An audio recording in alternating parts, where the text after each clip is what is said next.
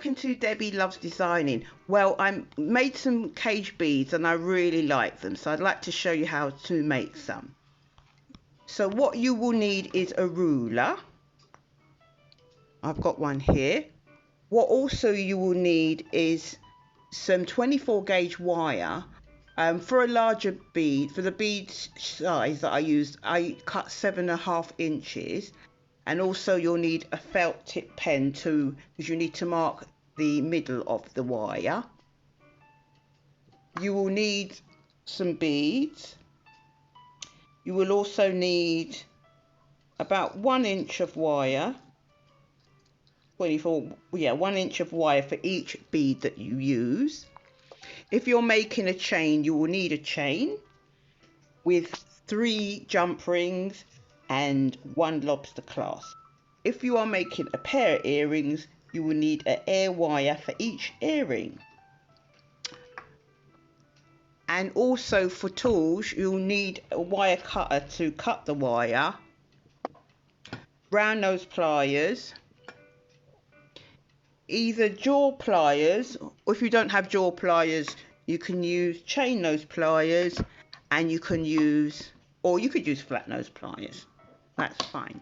So taking the 24 inch gauge wire, the first thing you do is pick up your felt tip pen, and you're going to, when you've cut it to 7.5 inches, you're going to just make a small mark halfway of the wire. So maybe I'll just bend it and just make a small mark. So the wire is, so you know, half the wire. Put the felt tip pen away, and then what you do is pick up your wire, pick up your round nose pliers, and you will go to the very end, have nothing out here, and then just make a little circle. So just turn it twice. So you'll have a little circle. You've got one, so I'm going to just make another one, so you've got 2 little circles on top of each other. So it should look something like this, where you've got like 2 little circles. And then you're going to either pick up your jaw pliers, or you can use your chain nose pliers, and we're going to make a little spiral. So just hold it like that. Clamp it inside, and then start to turn the wire. Hold it, turn,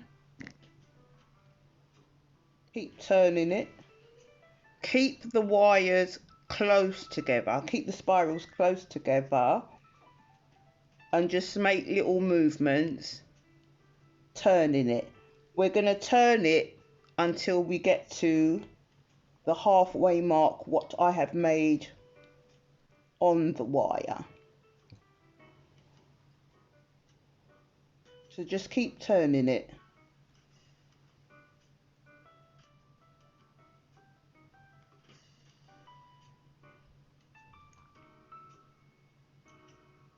So just carry on turning it, and the spiral is going to get bigger and bigger. So look out for that halfway mark. I just about see mine because it's quite faint. So just clamp it, turn a bit, clamp it, turn a bit, and keeping on.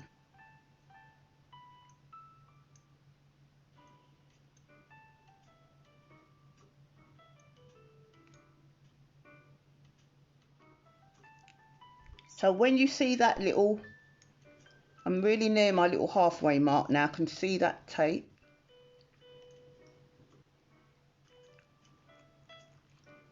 So just go onto it like that. So you've got the spirals there. And then you'll go to the other side, and you're going to make this spiral again, but you're going to go the opposite way. So this one is facing that way, so this one's going to face the other way. So you pick up your round nose pliers, do the same thing again by making that little circle, that little loop at the end. So turning it,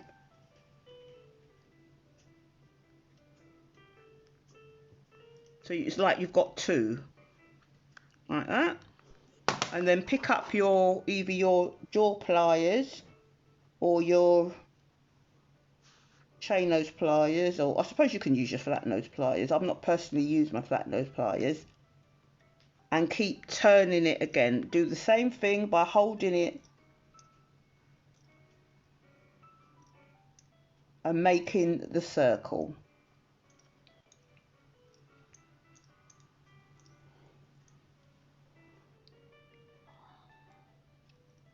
Keep going until you've got like it looks like a sort of S shape. Can look like an S shape like that, should be something like that. And then what you'll do is pick up your round nose pliers, and then hopefully you've got nails, little nails, to hold each part, each bit of wire, and move it down. And the next one, and the next one, just gently, don't over pull it, just kind of pull it like that and gently pull it out. Be a bit stuck, but that's all right. So next thing is go on the other side and repeat the procedure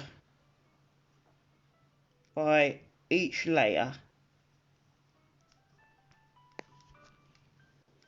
Just gently pull them down like that. So it should look like two cones. So we'll put that away, and then we're going to pick up our 1-inch piece of wire. You could either use a finding, but I'm gonna already made finding, but we're gonna just make one.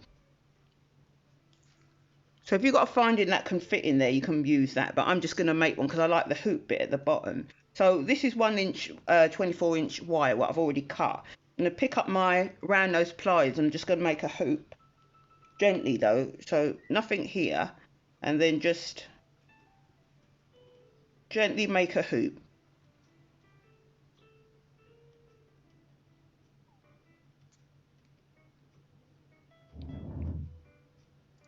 And then I'm going to use my thumb here and just push it downwards.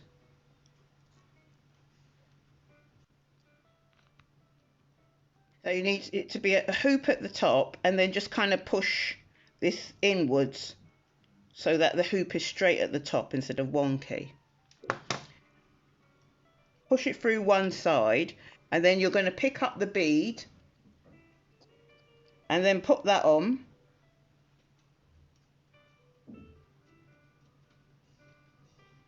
And then pull up the wire a bit and then kind of close it down like that and push the bit of wire right up to the top.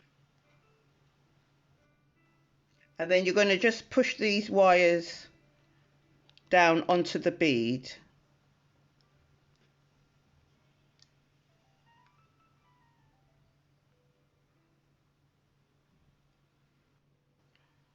And keep pushing the wires, each one kind of upwards and these downwards. And then you've got the top piece there sticking out. So what you're going to do is pick up your round nose pliers and make a loop at the top.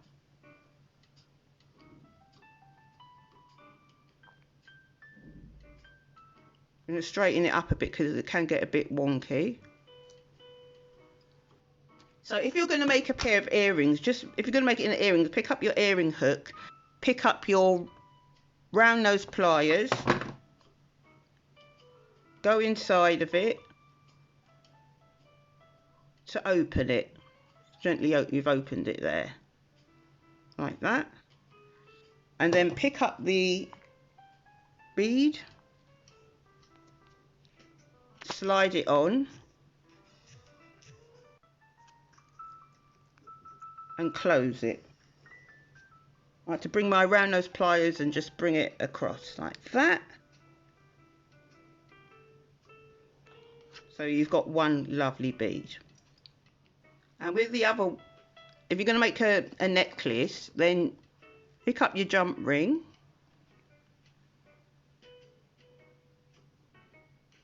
and open it across,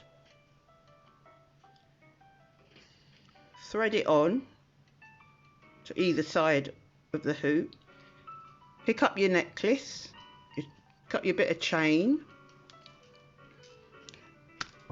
oops, pick up your bit of chain, place that on, close it like that, and then pick up one of your jump rings, open that, put that on the end of the chain and close that. I like to use a larger jump ring for the fastening bit, and then pick up your lobster clasp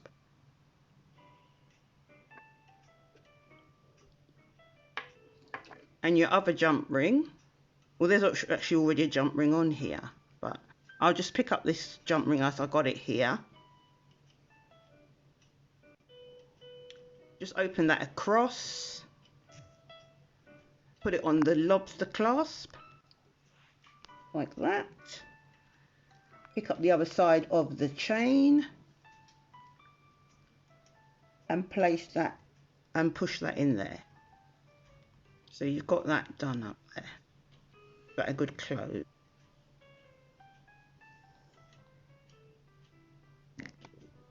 So give it a press and bring it together a bit and give it a... So there, got a lovely cage bead necklace.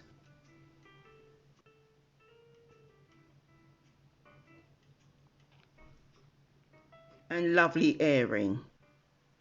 Absolutely gorgeous. So depending on the bead size, you will have to try a bit with the length of wire that you use. So with the kind of standard bead I used, I used 7.5 inches of wire to wrap round it.